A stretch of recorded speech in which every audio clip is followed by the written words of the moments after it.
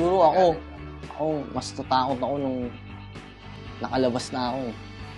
Kasi hindi ko alam yung mga pwede pang mangyari na baka isipin nila nagsumbong ako o ano.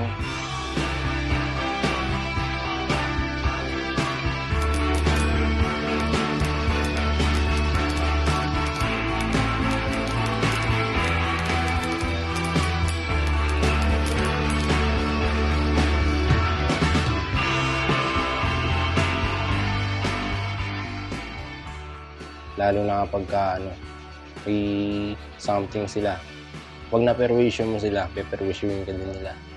Kumbaga, pag natanggal sila sa pwesto, tanggal din yung buhay mo. Ganun, babalikan ka nila.